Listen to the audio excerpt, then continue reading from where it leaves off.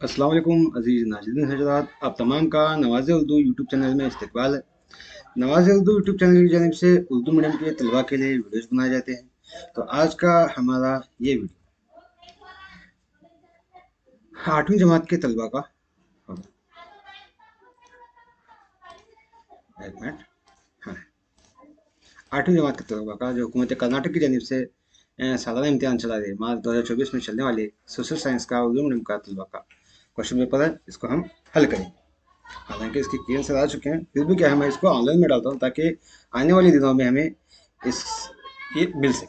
तो चलो देखेंगे। सवाल नंबर 1, यहाँ पर क्या है, एक जुमले के सवाल हैं, मतलब ऑब्जेक्टिव टाइप सवाल हैं। पहला सवाल, हलमिडी कुतबा इस खानदान पर रोशन रोशनी डालता है। हलमिडी कुतबा क्या है? कदम्बा खानदान पर रोशनी डालता है। नदी जो हिंदुस्तान को तकरीबन दो हिस्सों में तकसीम करती है, दो हिस्सों में तकसीम करने वाली नर्मदा नदी, याद रखिएगा। जो इंडिया के नक्शे में इस तरह से आती है। यहाँ पर गुजरात में, यहाँ पर इस हिस्से में, यहाँ पर क्या है, ये दरिया बहती है। ये क्या है? नर्मदा नदी है। तो ये क्या है, हिंदुस्तान को दो हिस्सों में तकसीम करती है। तीसरा सवाल, सनातन धर्म का दूसरा नाम क्या है? सनातन धर्म का दूसरा नाम है हिंदू धर्म। हाँ, वो मुकाम जहाँ महावीर की पैदाइश हुई। महावीर कहाँ पैदा हुआ? कुंडला कस्बा में पैदा हुआ। महावीर कुंडला कस्बा में पैदा हुआ। तो उसके बाद पांचवा सवाल, बलहना की तख्लीक की हुई तसनीफ। बलहना कौन सी तसनीफ तख्लीक की? वो क्या है? विक्रमांका देव चरिता नाम किताब क्या है उसने लिखा। सियासत को एक आजाद साइंस का दर्जा देने वाला दर्जा दिया कौन सी मुल्क वालों ने? वो क्या है? यूनानियों ने क्या है, सियासत को एक आजाद साइंस का दर्जा दिया। वो इजलास जिसमें 18 साल से ज्यादा उम्र के तमाम मर्द और खवातीन मेंबर हिस्सा ले सकते हैं। मर्द और खवातीन, वो कौन सा इजलास है? वो है ग्राम सभा। ग्राम पंचायत में क्या है, मेंबर रहती सिर्फ, लेकिन ग्राम सभा में तमाम लोग जो 18 साल से ज्यादा उम्र के हैं, सब के सब क्या इसमें हिस्सा ले सकते हैं। हाँ, अगला सवाल देखिएगा। साल जिसमें मुंबई यूनिवर्सिटी में सोशियोलॉजी की मुतारुफ कराया गया, सोशियोलॉजी कब मुतारुफ कराया गया? हाँ, वो है 1914 में। ये ज़राती माशरे से तश्कील दिया गया है। ज़राती माशरे से तश्कील दिया गया, वो है क्या है? गांव है। क्या आता है? गांव। गांव आता है। उसके बाद इस तस्वीर में निशान करदा खत कौन सा है? ये खत क्या है? दरमियान में खत है, इसलिए क्या है? खते सरदार। इस माफ करें, खते इस्तवा है। वो क्या है? खते इस्तवा। हाँ, तो चलो अगला सवाल। हिंदुस्तान के मियादी वक्त की लकीर, मियादी वक्त की बुनियाद क्या है? 82 सही 1/2 मशरिकी आता है, याद रखिएगा। मशरिकी कौन सा? मशरिकी तोले वक्त। हाँ, मैं मगरिबी नहीं आता, मशरिकी आता, क्योंकि हिंदुस्तान मशरिकी हिस्से में आता है। उसके बाद स्नो वाइटर, इसकी एक मिसाल है। स्नो वाइटर क्या है? मुकामी हवाएं हैं। क्या है ये? मुकामी हवाएं।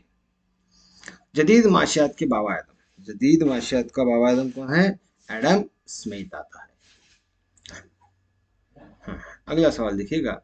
अगर मजमुई कौमी आमदनी को मुल्क की कुल आबादी से तकसीम किया जाए तो हमें क्या हासिल होता है? हाँ? किया जाए तो क्या हासिल होता है? वो फीकस आमदनी हमें हासिल होती है।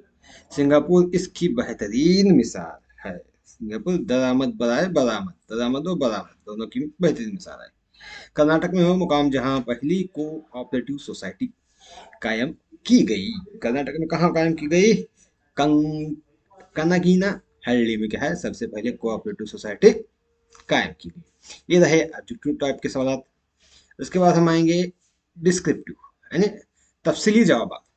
यहाँ पर जो मैं आपको की आंसर बता रहा हूँ, जवाब, ये हुकूमत की जानिब से शाया करदा ऑफिशियली की आंसर है। तो चलो देखें। पहला, चोला दौर में ग्राम सभा के रुकन को क्या कहा जाता था? क्या नाम दिया गया? पहला सवाल। 18वां 19वां क्या है? किरदार के शव से क्या मुराद है? 20वां, किसी दो किस्म के इंसानी माशरे का नाम बताना है। और 20वां क्या है, एक तालिब इल्म कलम खरीद कर और उससे लिखता है, ये किस किस्म की सरगर्मी है। इसके बाद में सवाल, तो चलो हम इनको डिस्क्रिप्टिव जवाब देखेंगे। हाँ, ये ऑब्जेक्टिव टाइप सवाल थे। तो डिस्क्रिप्टिव देखो, पैरामुक्कल कहते हैं, क्या है वो, उनको पैरामुक्कल कहा जाता है। और 18वां सवाल का जवाब, हर शख्स जो अपना किरदार अदा करता है उसको शऊर का किरदार कहते हैं। क्या कहते हैं, शऊर का किरदार। हाँ, तो 19वां सवाल क्या था हमारा, किसी दो किस्म के इंसानी माशरों का नाम बताएं। इंसानी माशरों का नाम देखो, यहाँ पर क्या है, शिकार और ग़िज़ा इकट्ठा करने का समाज, मवेशी पालन का समाज, ज़राती समाज, सनाती समाज, इनमें से कोई दो लिखे तो काफ़ी है। और चौथे का क्या है, सर्फ की सरगर्मी, क्या कर रहा है तालिब इल्म, एक तालिब इल्म कलम खरीद कर और उससे लिखता है, तो ये किस्म किस्म की सरगर्मी, वो सर्फ यानी इस्तेमाल कर रहा है, सर्फ कर रहा है। हाँ, तो उसके बाद हम आएंगे अगले बड़े सवाल की तरफ। सवाल नंबर 2, मंजिल जजील सवाल का जवाब 2 से 4 जुमलों में दीजिए। पहला, हुआंगहू नदी को आफत चीन कहा जाता है, कैसे। देखिएगा, हुआंगहू नदी को आफत चीन क्यों कहा जाता है, इसके 4 वजूहत हैं। गैर मुतवक्का अंदाज और जबरआब मकानात और ज़रई ज़मीन, इन पर आकर क्या है वो, और आबपाशी के नालों को बेकार कर दिया, ये क्या है, अहम इसकी वजूहत है। ऐसे क्या है, हर नुकात के लिए एक निशान देना है। इस तरह से अगर बच्चे 2 नुकात लिखे तो दो निशान, और उससे ज़्यादा लिखे तो भी 2 ही निशान देना पड़ेगा। तो इस तरह से क्या है, इस तरह के कोई भी नुकात हम लिख सकते हैं जो चीन की दरिया उसको निस्तो नाबूद कर दिया है, चीन को, मतलब चीन को आफत चीन के नाम से जाना जाता है, क्योंकि वहाँ पर बर्बाद करती है। उसके बाद जमहूरियत की कामयाबी पर असरअंदाज होने वाले अवामिल की वजाहत करना है। हाँ, तो असरअंदाज होने वाले अवामिल कौन से हैं, देखेंगे वो हैं, देखिएगा यहाँ इतने कोई 4 नुकात लिखना है। पहला, अवाम को हमेशा बेदार रहना चाहिए। रवादारी बुनियादी खूबी होनी चाहिए। अवाम जमहूरियत की हिफाजत के लिए जोर देना चाहिए। और जमहूरियत की कामयाबी बेहतरीन कायद पर मुनहसर है। समझदार और तालीम याफ्ता वोटर जमहूरियत की कामयाबी की देन है। जमहूरियत की कामयाबी लोगों के किरदार पर मुनहसर है।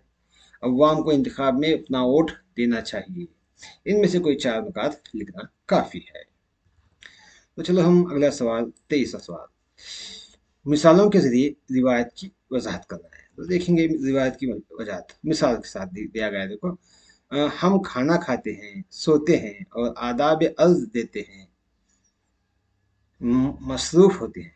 वजाहत, मिसाल तो हम रोज अपने उस्ताद से ये नहीं पूछते कि कहाँ बैठना है, कैसे खाना है, कैसे क्लास में बैठना है। इससे ये तमाम हम क्या है करते हैं काम, लेकिन उसको क्या है कैसे करना पूछते हैं, हम सिर्फ देख कर सीखते हैं। ये क्या है, रिवायत की मिसालें हैं। शुमाली निस्फ और जनूबी निस्फ को ज़मीनी निस्फ और आबी निस्फ कहा जाता है, क्यों, क्योंकि यहाँ पर देखिएगा बताया गया है। हाँ, इस जवाब में शुमाली निस्फ, अब इस मिसाल के तौर पर अगर हम, हाँ, इस तरह से एक दायरा निकालें तो इसको 2 हिस्से में तकसीम करें, तो इस शुमाली हिस्से में क्या है, 60%, यहाँ पर क्या है, 60% क्या है, ज़मीन है, इसलिए इसको ज़मीन निस्फ कहा जाता है। 40% क्या है, सिर्फ पानी है। और निचले हिस्से में क्या है, जनूबी निस्फ में 81% पानी है, कितना, 81% पानी है। हाँ, इसलिए इसको आबी निस्फ कहा जाता है। इस तरह से लिखने को काफ़ी है। तो अगला सवाल देखेंगे, 25वां सवाल, आजकल फिजाई आलूदगी को कैसे काबू किया जा सकता है। देखिएगा, इसमें से 4 नुकात लिखना है, तो चंद नुकात दिए गए हैं। देखो, गैस की आलूदगी को काबू करना, ऑटोमोबाइल अखराज को काबू करना, जंगल बानी करना, गैर रिवायती तवानाई का इस्तेमाल करना, माहौलियाती तालीम, कानूनी तहफ़्फ़ुज़, ख्वानदगी और तालीम, इन तमाम प्रोग्रामों के जरिए क्या हम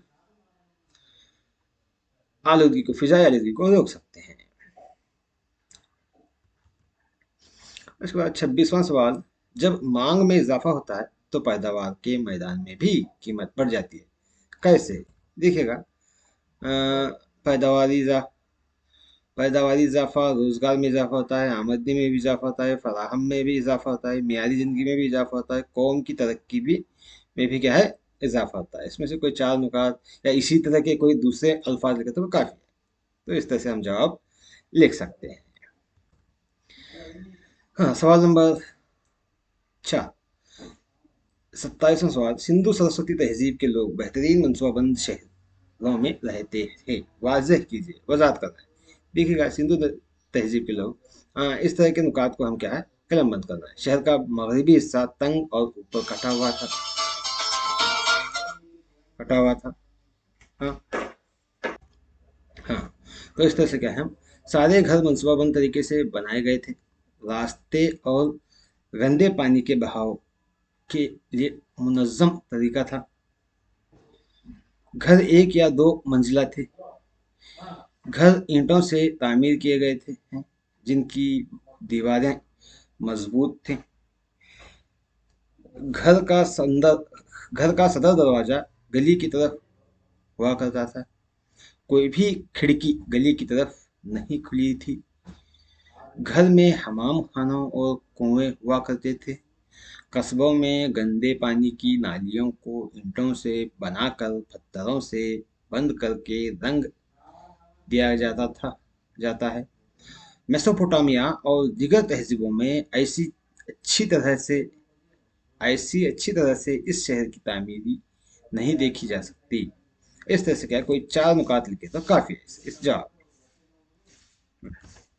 उसके बाद अगला सवाल है 28वां। ग्लोब का खाका खींचकर मंदिर जजील हवाओं के दबाव वाले इलाकों की निशानदेही कर रहा है। हवाओं के दबाव वाले इलाके ABCD। हाँ, पहला कुतुब शुमाली के ज्यादा दबाव वाले इलाके। दूसरा क्या है, वहाँ पर है देखेंगे इसी में जवाब में। देखिएगा, जवाब में यहाँ पर कुछ इस तरह से लिखा गया है। हाँ, इस तरह से नक्शा निकाल कर क्या है, दादा निकाल कर इस तरह से इसकी निशानदेही करना है। ये शुमाली कुतुबी ज्यादा दबाव वाले इलाके। बी क्या है, शुमाली नीम हारी ज्यादा दबाव वाले इलाके। ये सी क्या है, जनूबी कुतबी कम दबाव वाले इलाके। डी क्या है, जनूबी कुतबी ज्यादा दबाव वाले इलाके। इस तरह से इन चारों को निशानदेही करना है। हालांकि यहाँ बीच में भी कुछ आते हैं लकीरें, ये लकीरें में खींचना था उन्होंने, लेकिन नहीं खींचे। इस तरह से यहाँ दो आती हैं, खत इस्तवा का ज़्यादा दबाव, यहाँ एक दो आता है खत इस्तवा कम दबाव, लेकिन ये नहीं खींचे, फिर भी चलेगा। बेहतर है क्या है, इतना कार्ड निकालने पर भी काफ़ी है। तो चलो देखेंगे अगला सवाल। हिस्सादारी किस तरह फायदेमंद है और वजाहत करना है हिस्सादारी के बारे में। देखिएगा, हिस्सादारी के बारे में जवाब कुछ इस तरह से है। तश्कील की सहूलत होती है, ज़्यादा सरमाया होता है, बेहतर कारगुजारी होगी, फ़र्ज फ़र्ज का मुस्तहक हो, तिजारती नुकसान की हिस्सादारी होता है, तिजारत की राजदारी होगा, आसान तहलील होगा। इन तमाम को क्या करना है, इन नुकात को वजाहत करना है। इनमें से कोई चार नुकात को वजाहत करने से काफ़ी होगा। सिर्फ ऐसा ही लिखे तो नुकात कम मिलेंगे, बेहतर वह है कि वजाहत करना। हाँ, तो अब उसके बाद हम आते हैं सवाल नंबर 5 में, 30वां सवाल। मुल्क के शहरी को हासिल होने वाले फ़वाइद गैर मुल्कियों के से किस तरह मुख्तलिफ है। इस तरह से हम लिखना है। तो देखिएगा, इस सवाल का जवाब, इसे तहफ़्फ़ुज़ हासिल है और वो रियासत में पनाह लेता है। कौन है, मुल्क का शहरी। वो एक पुरअमन ज़िंदगी से लुत्फ़ अंदोज़ होता है। रियासत की तरफ से फराहम करदा तालीम, सेहत, बीमा, आबादकारी, रोज़गार और इस तरह दीगर फ़वाइद हासिल करता है। इसे शहरी और सियासी दोनों हुकूक हासिल हैं। वो सियासी अमल जैसे वोट डालना और इलेक्शन में हिस्सा लेना कर सकता है। और वो तमाम अवामी हुकूमत में भर्ती होने की अहलियत रखता है, क्योंकि वो हिंदुस्तानी है। गैर मुल्की को तमाम सहूलतें नहीं होते।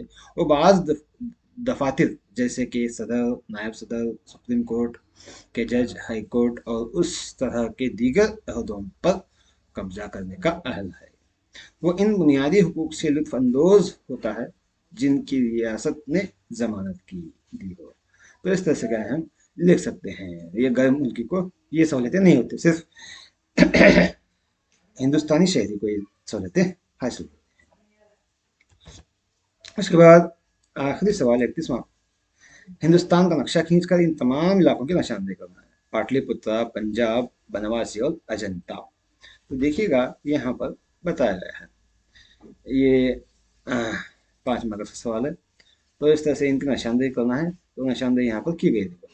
यहाँ पर एक पाटलिपुत्र यहाँ पर लिखना है, और यहाँ पर 2 पंजाब लिखना है, और 3 बनवासी लिखना है, अजंता यहाँ पर अजंता लिखना है। इस तरह से लिख कर क्या है हम इसकी निशानदेही कर सकते हैं। उम्मीद है कि आपको हमारा वीडियो पसंद आया होगा। मजीद मजीद इसी तरह से वीडियो को देखने के लिए नवाज़े उर्दू यूट्यूब चैनल पर बने रहेगा।